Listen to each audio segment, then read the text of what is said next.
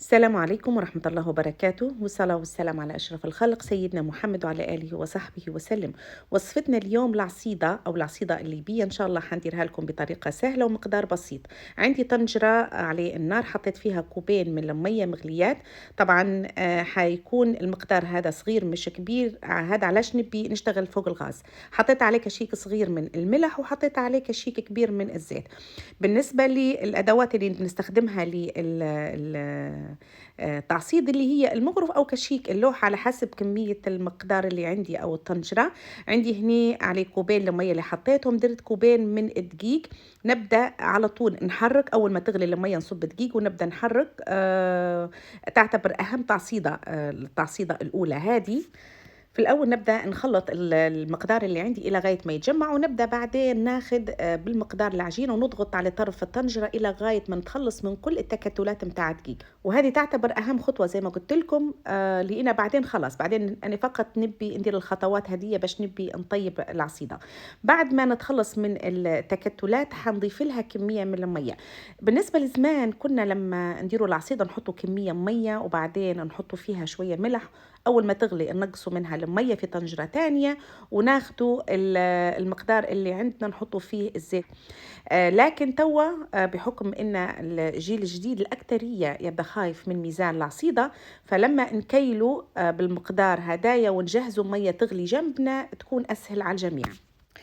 زي ما لاحظتوا أنا عصدت العصيدة الأولى، عندي الكتل المية تغلي فيه، حناخد حوالي كوب إلا ربع حنضيفها عليه العجينة متاع العصيدة، ونبدأ نضغط عليها من فوق إلى غاية ما تتفتت معنا العجينة، ونخليها على نار أقل من المتوسط تتشرب معنا المية هذه. ونقعدوا نقلبوا بمجرد ما نحسوها خلاص داخلت مع العجينة اللي عندنا، احنا هني نقصوا عليها النار ونبدأ نعصدوها للمرة الثانية.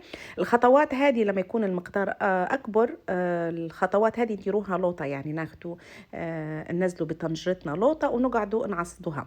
خلاص بمجرد ما تتشرب معانا نبدو نخلطوا العجينة، نعصدوها، ونبدو نديروا نفس التعصيدة الأولى، ناخدوا بالكمية ونضغطوا على طرف الطنجرة إلى غاية ما تتجمع معانا كلها. أول ما تتجمع معانا نعاودوا نحطوها على النار مرة تانية. بالنسبة لإضافة المية تقدروا تضيفوا من مرتين لثلاث مرات. أنا هنا في التعصيدة هذه ضفتها مرتين للمية، وثالث مرة حطيت الزيت. لكن لو حسيتوا عجينتكم قاعدة يابسة تقدروا تعودوها حتى 3 مرات. علاش احنا نديروا الخطوات هذه؟ باش حتى نضمنوا ان العصيدة طابت وفي نفس الوقت خدت القوام المناسب. في ناس تحبها شوية يابسة وفي ناس تحبها رطبة، أنا من الناس اللي نحبها رطبة. كانكم لاحظتوا اني اختبرتها بصبعي، شفتها ان هي ما تتلصقش باش نعرفها انها طابت. وتاني حاجه خدت القوام اللي انا نبيه. رجعتها المره الاخيره بالزيت، حطيت كميه زيت حوالي 3 كوشيك كبار من الزيت على المقدار العصيده، وهي على نار هاديه، وقعدت نحاول نعصدها مره تانية الى غايه ما تجمعت.